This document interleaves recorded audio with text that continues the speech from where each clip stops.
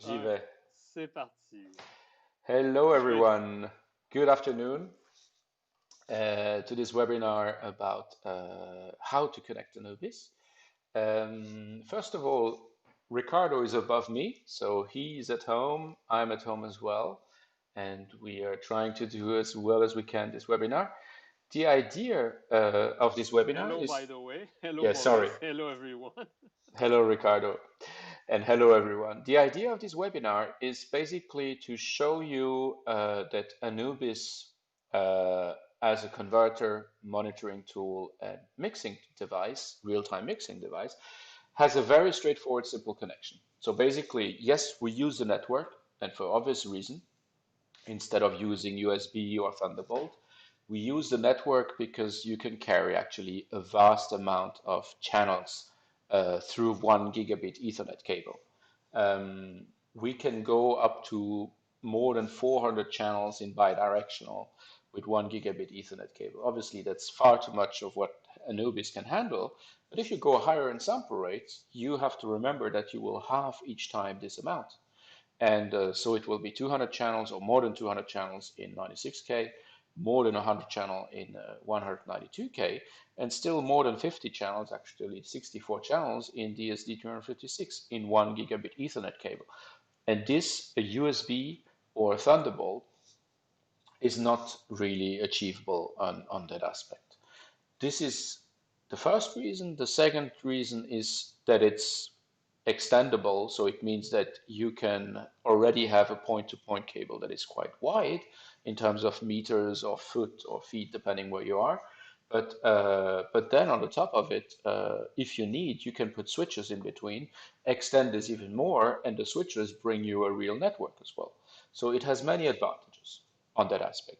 So our presentation today, or rather our webinar, of course, if you have questions, please feel free to ask them over the chat and we will try to respond as well as we can.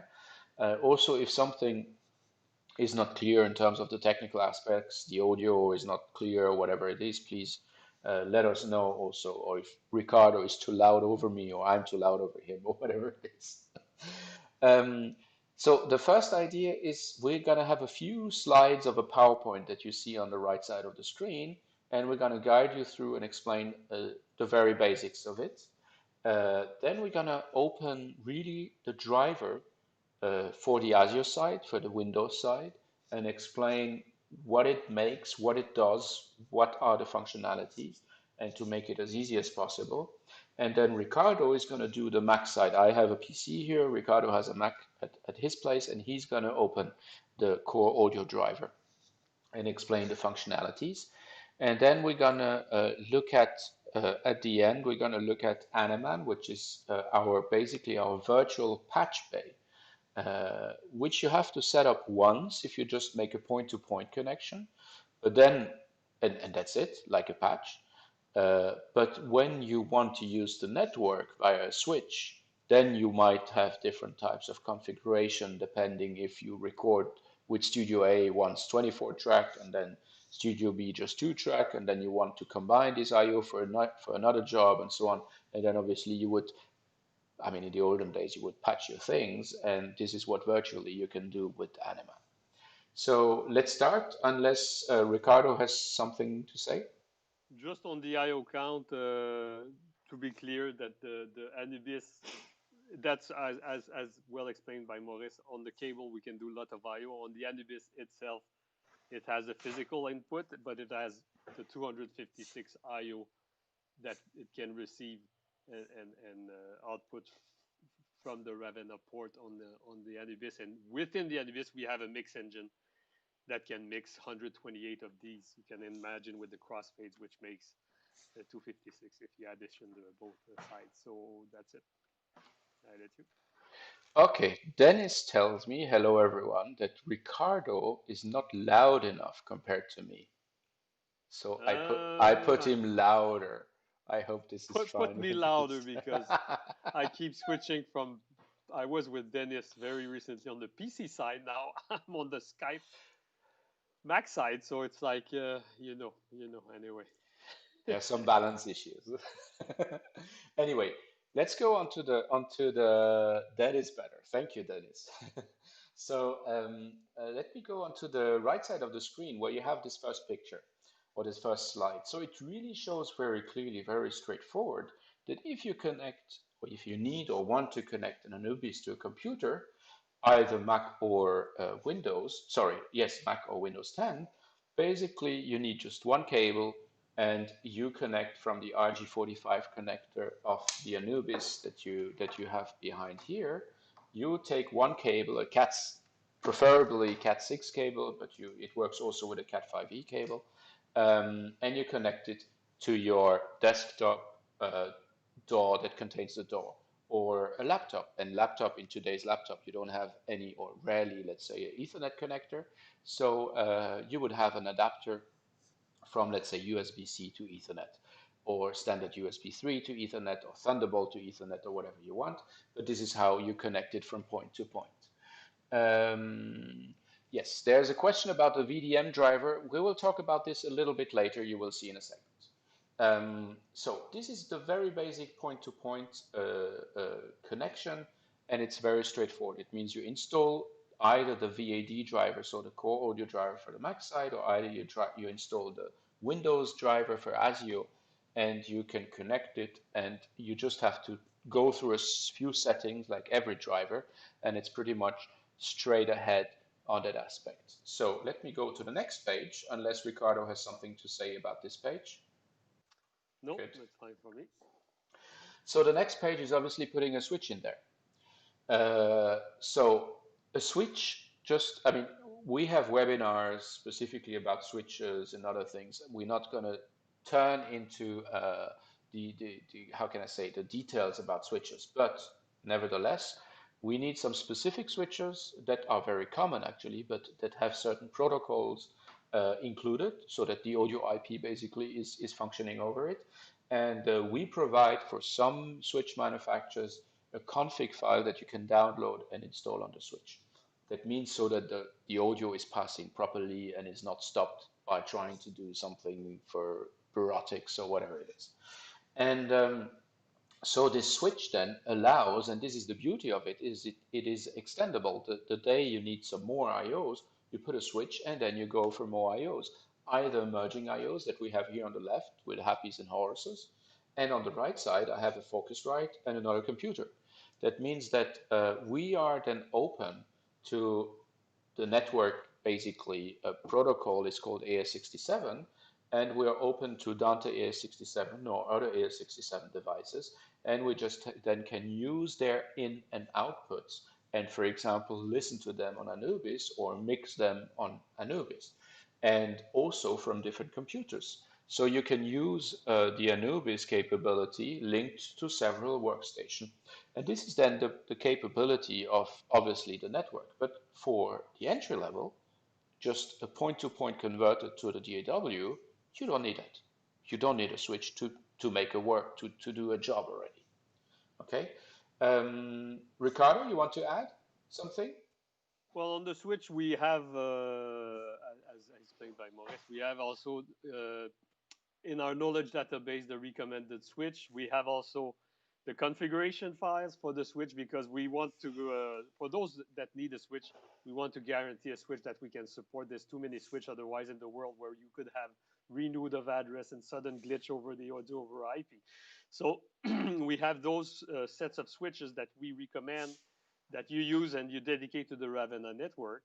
And parallelly, if you have a Anubis next to you, you can all you we also recommend the power over Ethernet switch. So we have the Cisco PoE, and the PoE is very useful in a studio. At times, you even in the good studio, you can have ground loops. You can have some wiring noise issues. So with the power over Ethernet, it's a way to bypass that ground loop and noise problems you could have, and also it gives redundancy if you decide to connect both the power supply, or if you record in you want to put the Anubis in the attic to record, you can use the PoE for 100 meters power supply on the Anubis. So that's about it. Yeah, and if you have it like me on a desktop, I just have a power over E switch, and it's just one cable, which makes it very nice instead Mhm. of I mean, apart from the analog audio cables or headphone, whatever, and it just makes it very nice to move around. Good. I'm gonna move to the next slide, and this is now how we can compare my or our core audio for the Macworld driver or virtual sound card and our ASIO for the Windows side driver. It means that because of the architecture of the operating system, the behavior of the track count when you go higher in sample rate is not the same in the Mac world as it is in the PC world. So in the Mac world, basically, it always remains at 128 in and outputs. But obviously, when you have 128 in and outputs at 192K, you need to have a system and a device that is able to, to support it. That makes it very obvious. And on the Azure side, you halve it each time. So it's 128 in 1FS, 64 in 2FS, 32 in 4FS, and so on. But you can go higher up to DSD and DXD with 16 tracks, which makes it pretty unique in there. One important thing to understand also is that on the core audio side, so basically on the Mac side, we have two drivers. There's one coming totally free of charge that you can download. You can use it with whatever hardware device and so on. It is not limited to merging devices, but it has a limitation in terms of its track count and its frequencies, in terms of its sample rate. And then we provide this premium driver that you see here, where you can go higher in track count and higher in sample rate, but you need one of our hardware devices. This is basically to have the PTP so that you have a stable connection. And on the right side, on the Azure side, we only have one version for the moment, at least. A newer one is coming, or another one is coming. You will see that in a second. And this comes and has to work with one of our hardware devices. Do you want to add something, Ricardo? No, no, it's fine. And as you say, this is the two current ones. And I see some insisting question about the WDM. Yeah, It yeah, will that's come. gonna It come. will come later, and we have something promising, and we have something for you now.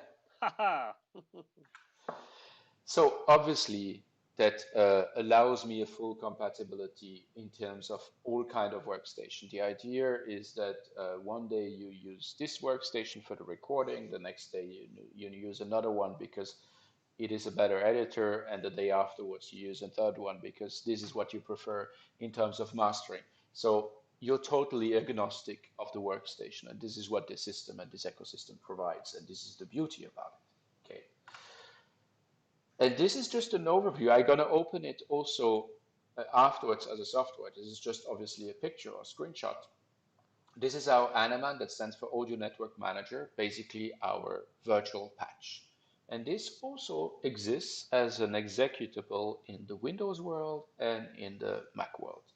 Um, eh, Basically, on the left side here, you see that you will have different devices, and basically you select those devices. And on the right side, you then have the I/O available, either software or hardware I/Os, but you have them available on the right side, and you make your connection, basically from your hardware device to your DAW, or from one DAW to another DAW if you wish so.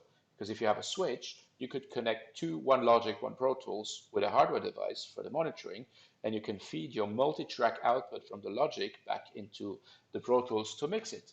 Uh, yes, I know Pyramix wasn't listed on the compatibility list because obviously it is compatible. um, so Pure mix ovation in all our products. So the thing is, we are trying actually to make it very clear that our hardware ecosystem is workstation agnostic, and I think this is very important even for Pyramix users. For whatever reason, they have a gig somewhere, and perhaps the customer wants to use something specific, or they have an engineer or an assistant who is more comfortable on something else because he or she is not used to it. You can do it, and at least the job can be done. And then you move to Pyramix because you will need to do your super editing or whatever it is. And at the top of it, what is interesting also with ANEMAN is that we, of course, opened it to third-part manufacturers for some plugins that they developed so that we integrate their products as well into ANEMAN for interconnectivity. But this is then more advanced type of work. Great. Uh, Let me go, I'm going to close this, and let me go to my driver. So I'm going to bring it to this window now here. So basically, this is my Azure driver to connect my computer, my DAW, to the network domain, and so I can connect to my Anubis. I'm doing it here for the Azure, for the Windows 10, and Ricardo will do it on the OS 10. I mean the Mac OS basically in a second on his window. I will then change the sizes of the window so that you can see it better. So basically, once it's installed, the executable, it's very easy. You boot it up, and first of all, you have to select which basically network adapter you want to connect the Anubis with. So here I have a, sorry, a USB-C to Ethernet adapter on my laptop. And this is the one with an IP address that is totally automatically dealt with. That is the one I want to select. And if I select another one, I see at the bottom suddenly it tells me, oh, but there is nothing connected. Obviously, this is the one I want to use. And then here, this is the buffer size I want. So this is mainly if you go into bigger projects, bigger track count, and with several devices, you can increase or decrease the buffer size of the packets you receive in OneFS. And then this is a very important aspect of it. I want just to underline, I installed it by default. So I didn't change anything. The only thing I change is to select which network card I'm using. That's it.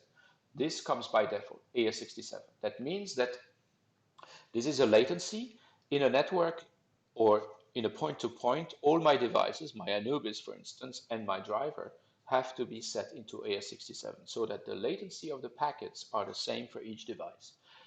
This means that if you are in a multi-track configuration and you record 24 tracks, and of course over a network, those 24 tracks or the packets of those 24 tracks have different routes, is that to make sure that when they arrive at destination, is that all those 24 tracks with their packets are aligned, not that track 15 has some delay or some advance. So this is why the latency is crucial that for each device it's set to the same. So here we are in the modus 61248 samples latency, which corresponds to the AS67 norm, or we could put it 163264 samples, and this would correspond to the Ravenna modus. It's one or the other, and for the entire network in this aspect. But that makes it very clear.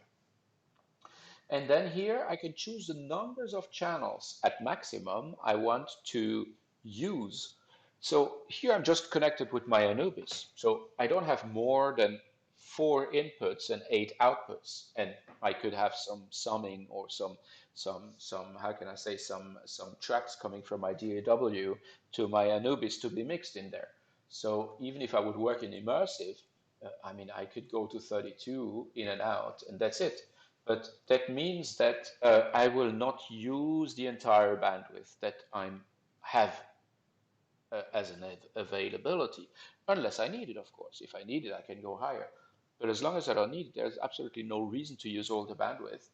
And especially what is interesting also is to observe how it behaves when you go higher in frequency. Obviously, it halves each time, and it gives you also the track count for higher sampling rates. And here, obviously, it's the 48K, the status that I'm in, because my workstation is now set to 48K. If I would set it to 192, it would switch to 192, and that it's all happy and running. Last but not least, in case you have a conversation with our support team, with Jordi, for instance, or someone else, what is important to mention is that obviously, like every executable that we produce or provide, we have a serial, not a serial number, a build number and a version. So this is now the version 1301 and build 3376. So in case you have a question, an issue, or problematic with this device, it is key to provide this number in your email support request or whatever. So for us, it is much easier to follow up and not asking question, which number, which version, and so on. And it makes the whole process much speedier and much easier for everyone. I think I've said everything. I'm gonna move on to Ricardo, unless you want to add something. But No, the driver for the ASIO, it's available for, we certify it on Windows 10 and Windows 7 64-bit. So it's a 64-bit driver, and we highly recommend that you are on these OS and you're not on a server or Windows Server version or Windows 8 or other versions. So let me share quickly my screen now. yes, So I just make myself much smaller. Wait a second. Ah, you got me taking there. the, yeah, 1 second, just sorry, Ricardo. I just gonna move you here. There we go. Boom. And up like this. And now me. Uh, there we go. So here we are. So I have currently the VAD panel running on Mac Mojave OS.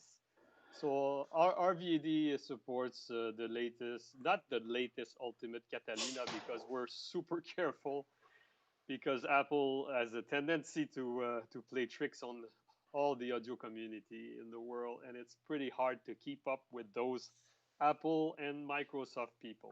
I'm sorry to say it's been very hard. There's been some restrictions and security enhancement and big sniffing. So we are on Catalina 10.15.2 now. It can run on Catalina 10.15.2. It can be installed on newer Catalina, but we cannot guarantee the performance on the new Mac OS yet. So it's a bit at your own risk if you go above. So I have my interface connected. I must say that you need that the recent Macintosh have often a 10 gigabit port, and that the Ravenna currently support for the VAD and us is on 1 gigabit. So we saw that at times people were having this. The first symptom is actually that the PTP does not lock when you're on a 10 gigabit Mac Ethernet port. So it's important in that case. You don't need to throw your Mac away. It's a fine Mac. You just have to get a small adapter that's a network adapter, and you have a USB-C to RG44 or RG45, excuse me, network adapter, and you just connect this Thunderbolt or USB-C to your Mac, and you're up and running on this interface. Second menu we see here is the latency. This is the premium version I have. As you can see, my Anubis is discovered below. So the Anubis premium, the VAD premium version gives you a bunch of latencies. We have the 64 here. That's pretty merging likes to work a lot in 64. People that are on Mascore are familiar with the low latency Mascore mode. But the AES 67, the 48 is popular, very popular, and actually the AES 67 48 sample is the latency mode for the standard VAD. If you don't have a merging interface, you run the standard, and you are limited to 48. But as I run the premium, I have more choice. Here in the frequency, if I have the standard, I will be limited to 1FS, so 44.1 or 48. If I have an Anubis Premium, a Pro, I will go all the way to 192, despite the panel goes all the way, but you will do 192. And with an Anubis Pro, Premium, I mean, you can go to DSD 256, and you can have the full DDP detection or not enabled. Safe mode is to give some to ensure like you have enough, so the buffer can the buffering is fine, and the you have the best performance wise and guarantee some safety measures on the driver running. On the number of channel with the standard version, you will be blocked to 64, but with the premium version of the VAD, you go to 128. As Maurice explained, this is not divided by the sampling rate count. And if you increase to 2FS, 4FS, the count is the same. So I would say use the number of IOs you physically need or you will really stream. So in this case, I have 8 because I just have an Anubis and I won't go connect another device over the network. So that's sufficient. Normally, I can do even DSD with that at this rate. So important. Well, I put 8 because with Anubis, in theory, you have 4 inputs, but actually you have the split channel, so it gives you 8 in a way. If you use split channel, that you can look at the user manual. Plus the talkback. Plus the talkback, also you have the talkback exactly, that we count as number 5 actually and share. You have the driver running status. You have the PTP lock status. So it's important. It's the first thing that if you everything is connected, you're starting, you make sure that you are all locked and fine. If you have problems there, like I said, you check the interface is well selected. You verify that it's a 1 gigabit interface. And you should also go in our knowledge database where we recommend some settings configuration for Mac OS. So to make sure that you have the best performance and experience when you're using the VAD with the on a Mac. So the discovery here, I can open the Anubis here, and I can have I can see the preamps of the Anubis. That's a new page we have implemented. So remote control, I have a mic here next to me connected in the Anubis. So I can have remote control over the preamp. So if I use Reaper, by example, or Logic that don't have the preamp control directly, MIDI preamps like Pro Tools Avid protocol, you can use this remote control UI browser access. And if you're in Pro Tools, we'll see later, you can connect the preamps directly within Pro Tools. So I have then the launch ANEMAN. So I can launch ANEMAN from here or from my ANEMAN shortcut. So Maurice will go more into details with ANEMAN, but you can see I have my VAD here. I've connected my DAW to the Cordio here, and I've connected my combos here and my jacks here to the VAD. So I'm normally up and running and can consider starting to work. So I will just launch, let's say, Pro Tools. So that's basically what I'm explaining here. You have more details in tutorials we made, so you can find all the details. And there's some videos on YouTube where you can have more steps for connections. So with that, you should be up and running. You know, I won't relink here. So I have a project here. So basically, I have a project. I'm open Pro Tools. I can check my hardware playback engine. My playback engine, I select the Ravenna here. I can use the, I don't know why it's a bit slow. I can choose a buffer size. I basically, this is an example of how I'm running now. Depending of the project, the size of the mixer and plugins you put in, you can change that. Here I can also go in the MIDI devices and select the MIDI tray. I could select MIDI DIN if I have a keyboard. Anubis has MIDI support, so you just need to also get the small cable or check the pin out for the cables. We have a jack to Breakout cable, MIDI yeah. cable. Exactly. We have a breakout cable that's available from merging, so you can get that. So then the preamps configuration, I can make sure this is to, I'm going pretty fast, but it's just to make sure I can quickly have the remote pre control from Pro Tools here. So normally right here, if I kick in my strip, I can see now I'm talking into my microphone here, 1, 2, and then I have here the control over the MIDI, the MIDI pre control. So I can reduce my preamps or increase my level here directly from here. And I can connect the output to the DAW. And normally I'm up and running and pretty fast, and I can start working and tracking with Anubis connected. So since it's a webinar on multiple things, I think, let now Maurice continue for Yeah. the other part of the program.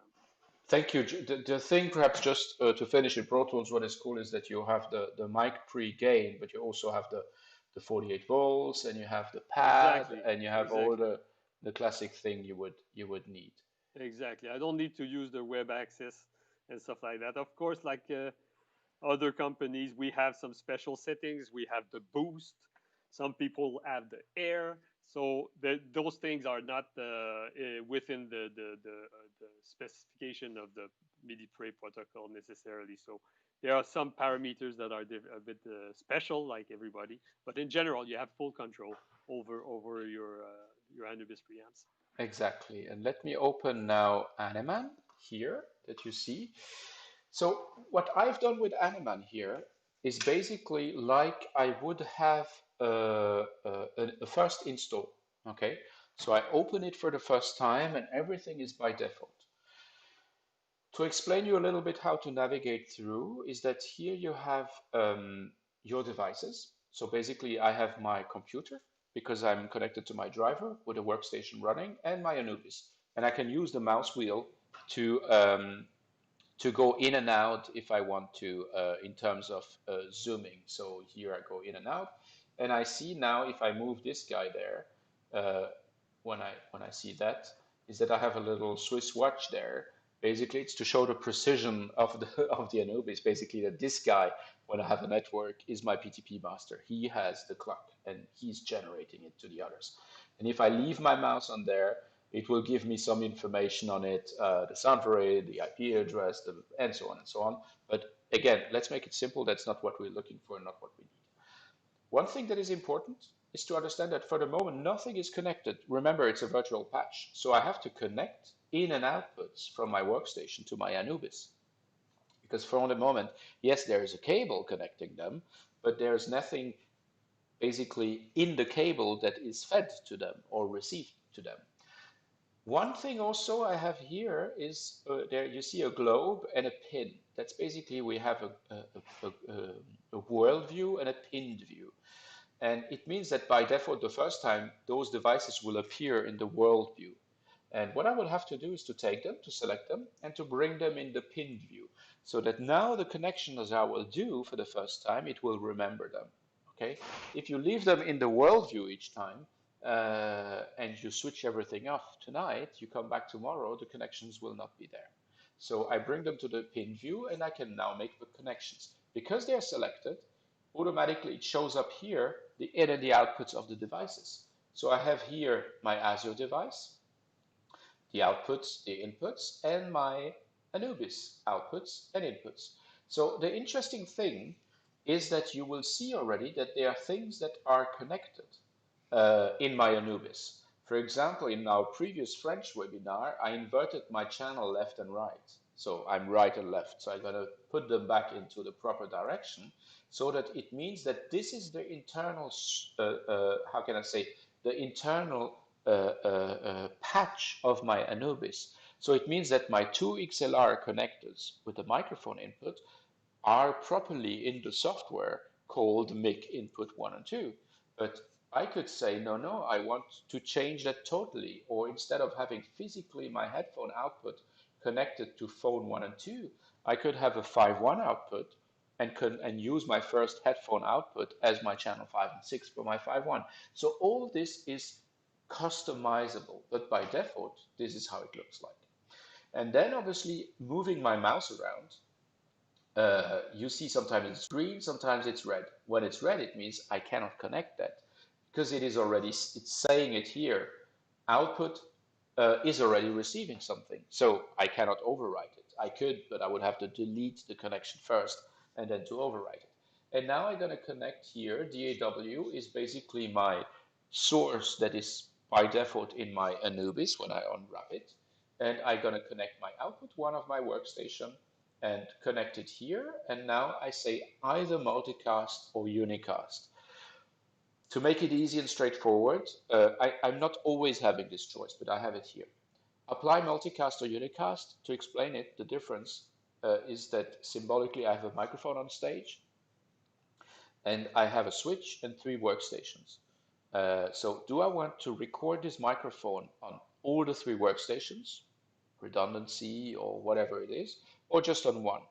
If I want to record it on all the three workstations, I will apply multicast because it multiplies it wherever the receivers can get it, and which is great. But if you have a bigger install, in a multi-track environment, multicast means that you demultiply also all this data, which is perhaps not needed. And at one point, you would have a bottleneck in bigger installations when you multicast everything. This is why there's the unicast, which is then unique to a receiver. It means that my microphone, I decided to which DAW I want to send it. And if I do that in unicast, only one of the three workstations will be able to get this sound of the microphone.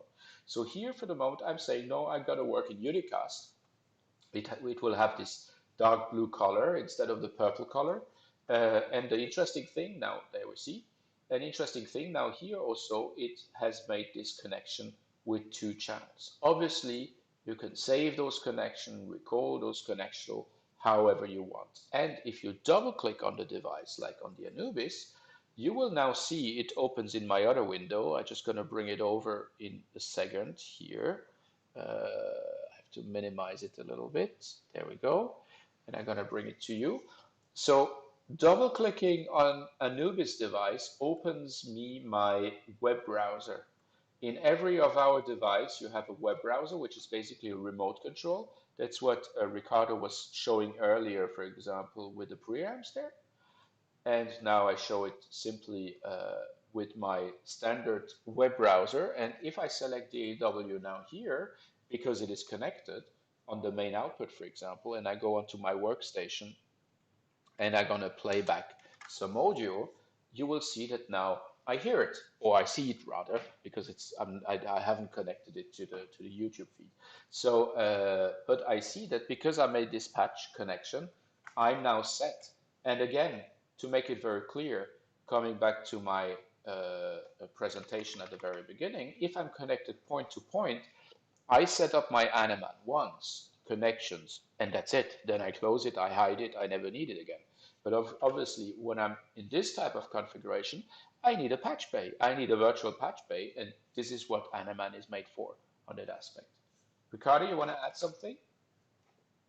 Maybe a quick thing on the sampling rate zone. As you say, it's very important because uh, people sometimes they cannot monitor all the devices. So, as Maurice showed, a sampling rate zone, you put I, the device there and you're sure that everything follows well I each can other. show you here, you can add a new sample rate zone. And you have to click on it. And now this is a new sample rate zone. You can change the color if you wish and so on. You can, whatever, if you prefer it in let's put this beautiful color there. Now, basically, all the devices, hardware or software, are going to put in there by electing a queen or a king will then have the subgrade of the queen or the king. So if I move my Anubis in here, so my Anubis is now part of this subgrade zone, and I move my DAW, my computer, and I elect this one as the queen or the king. I changed now the sample rate of my workstation, and every device in this sample rate zone that you can enhance and diminish in terms of size will then change to the sample rate of the queen or the king.